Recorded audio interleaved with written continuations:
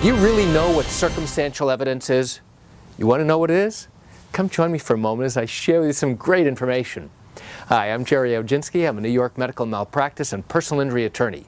So, in civil lawsuits involving an accident matter, a medical malpractice matter, or even a wrongful death matter, there are many instances where we don't have a direct observation, a direct link between the incident that occurred and the resulting injuries.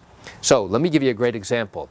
Let's say, for example, that we are driving down the road. And now, all of a sudden, we see a car that's been mangled and now is sitting on the side of the road.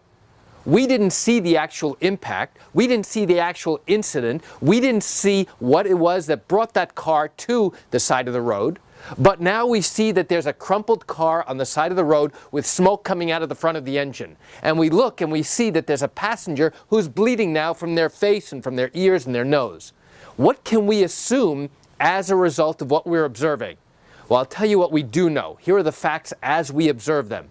We know that cars typically that are traveling down the roadway do not typically wind up on the side of the road in the form of mangled car with smoke coming out of the front of it and the driver being totally injured. Those are the facts that we know to be true, right? As a driver, you drive every single day, or you're a passenger, you know that you get in a car, you go down the road, and the only time that you're going to see something like that, a car that's totally destroyed and mangled, and a driver who's now suffered massive trauma, the only time that's going to happen, in our experience, is when there's some sort of accident. But we didn't actually see it. We didn't hear it. We don't know anybody around who did. So what can we infer as a result of our observations? One thing that we can infer is that, number one, some type of accident just occurred. Based upon the smoke that's coming out of the engine, we can assume that this happened relatively recently. It might be seconds, it might be just a few moments earlier. We don't know because we weren't there. We just happen to be driving down this roadway and now we see this in front of us. So what is the natural and logical inference that we can make, that our mind makes, as a result of these observations? That obviously there was some sort of incident. And now you look around for the cause. What was it that caused this incident? And now we look around to try and find the offending cause. What it was that actually caused or contributed this incident to occur. And if we can't find any, our mind goes ahead and connects the dots for us. And they may not be accurate. So the circumstantial evidence we have is that there was some sort of incident or accident. And now we know the consequence. The consequence is that somebody's on the road, somebody's car is destroyed, now somebody suffered massive trauma. Let me give you another great example. We have a house cat named Billy. He's an indoor-outdoor cat. He's a beautiful black cat. And now, one day we come home and we see, in front of our home, we see an explosion of feathers. There's feathers all over the place. And we're wondering, why are there feathers all over the place? And we turn around and we see our cat walking down our pathway, and he's got beautiful white feathers all over his fur. So what conclusions can you glean from that observation, right? We know, don't we? We know that cats typically do not have bird feathers all over their face and fur, right? We also know that cats sometimes will go after a bird. They will sometimes try and attack and kill it as natural-born hunters.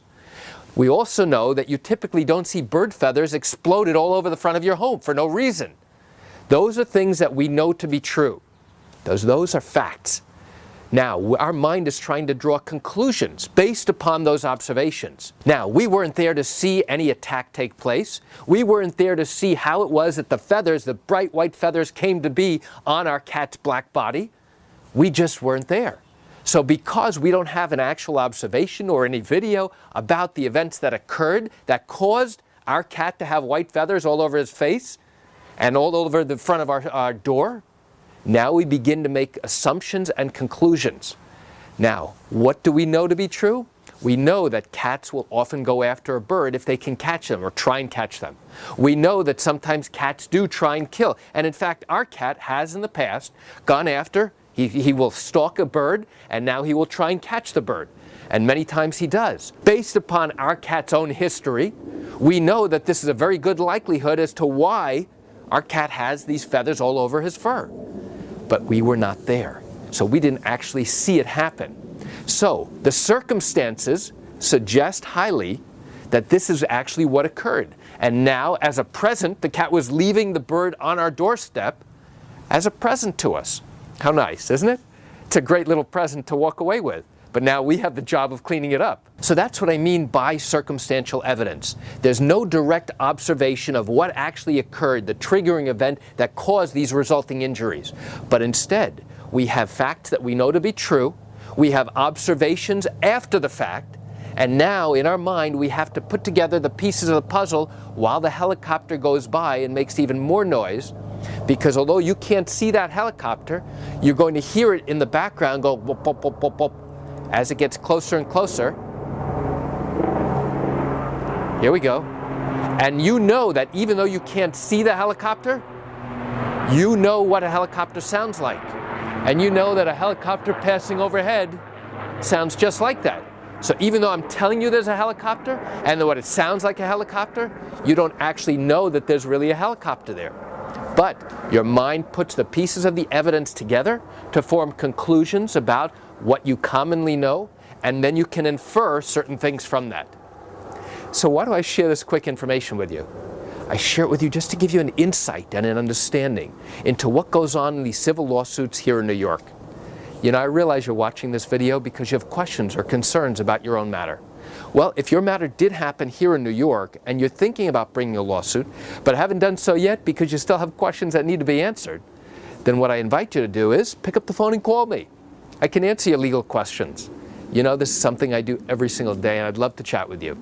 You can reach me at 516-487-8207 or by email at Gerry, Gerry, at oginski-law.com.